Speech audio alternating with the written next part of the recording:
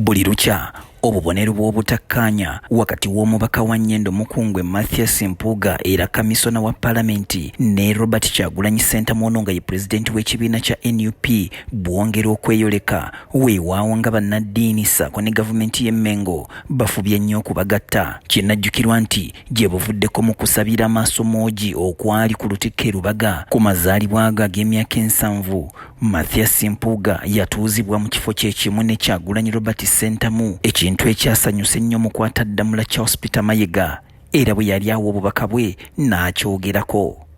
Lunaku lwa byafaayo nnyo kubanga Kabaka atugatta. Mbadde ndudde okulaba mukoddomi wange Honorable Kyagulanyi Ssentamu ng'atudde ne kojjange. Ono yabasaba okwagalana era obumu obwo bugende mu maaso kubanga bonna baana ba nda ya Nnakalaama. Mukoddomi wange Kyagulanyi Ssentamu mwannyina y'oli gwe yampa, ate Mathias Mpuuga kojjange batudde wamu bedda banyumya.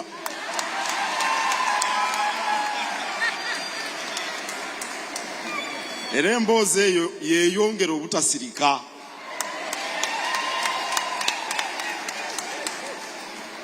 Wabula okuva olwo tewali nsisinkano yonna yali erabiddwako ya mulujjudde nga y'ababiri bano bombi okujjako buli omu okusinziira gy'ali n'akasuka amafunfugu. Wakati mu mbeera eno olunaku lw'eggulo lwayongedde okumala eggobe mu kibya. Kyagulanyi bwe yaweereddwa jjajja w'obusiraamu Omulangira Kasimu Nakibinga omwagaanya okwanjula banne omwabadde ababaka ba Paalamenti, baminisita ssaako n'abakulembeze b'ebibiina eby'enjawulo, kyokka n'atakoona ku Mathias Mpuuga eyabadde amutudde kinnya mpindi, ekintu ekyakubiza amangi obwama.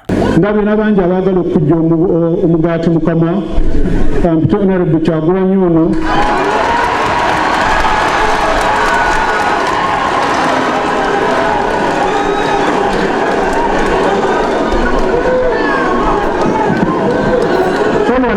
Solo ala nabi ayanjule banne bwe baagala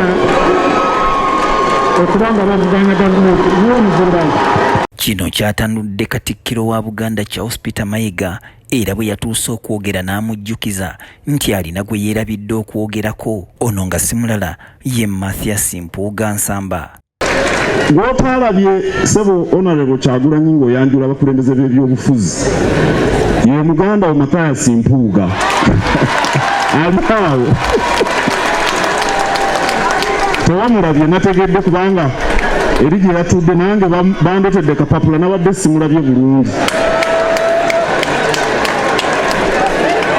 Ekituufu waliwo abeebuuza obutakkaanya bw'ababiri bano we buva, abantu abaatuulanga ku mmeeza emu ne bateesa, abaatambuliranga awamu era abaakozanga mu ssowaani emu. Kinajjukirwa nti Mathias Mpuuga yeegatta ku kisinde kya People Power wakati mu kwetegekera akalulu ka 2021 era nga bannakibiina kya DP bangi abajjira mu kye baatuuma DP Bloko ne beegatta ku NUP olwo nga kimaze okufuuka ekibiina era nga akalulu ka 2021 ekibiina kino kyakukumba kakukumbe kubanga kyafuna ababaka bangi mu Paalamenti abasoba 50 kw'oteeka n'emitendera egy'enjawulo mwali egya LC, bakkansala ne disitulikiti baafuna ebifo bye bakiikirira. Mathias Mpuuga yaweebwa obumyuka bwa pulezidenti akulemberamu ebbendobendo lya Buganda era nga namba 2 wa pulinsipal Nfanfe Wamaggwe nga balinnya mu kimu. Mathias Mpuuga oluvannyuma lw'akalulu yafuuka omwana omuganzi ennyo mu kibiina era n'aweebwa n'obwa leader of opposition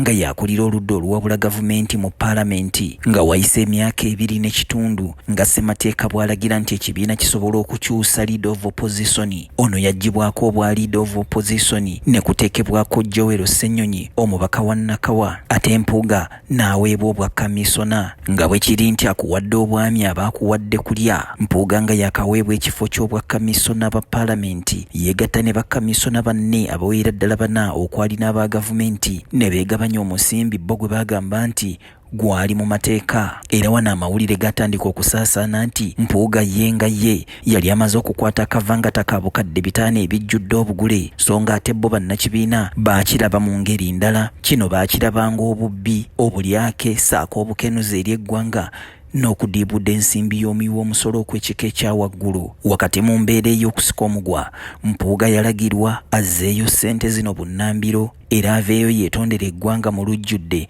ekintu kye yagaana nga yeebuuza nti akoze eki kubanga ssente yazifuna mu mateeka. Kale nno okuva olwo ono teyaddamu kulinnya ku kitebe kya NUP nga n'ekyamaze eggobe mu kibya kwe kutondawo ekibiina ekikye ekya Democratic Front ng'ali wamu ne banywanyi be, era nga bano baali bannakibiina okuli Abedi Bwanika omubaka wa Kimaanya Kabonera e Buddu ssaako ne Samuel Walter Lubega Mukaaku atalina kifo kyonna kya bukulembeze. Okuva olwo Kyagulanyi n'Empuuga tebali makambugu beeyogerera ebisongovu, kyokka nga bano bonna bazzukulu ba Kintu kubanga baana baganda ddala abayise mu mikono egy'abaana abankobaza mbogo, nga n'ekisinga obukulu bonna bakkiririza mu Yezu Kristo kubanga bombi basajja bakatuliki, naye we twogerera baasigala kusisinkana ku mikolo abaali balinnya mu kimu, era ng'ono waatuula n'ono waatuula, kaaliddeko naye kaalyako. Kale nno ggwe alaba Promise TV alipoota leero, kino kikuwa kifaananyi ki?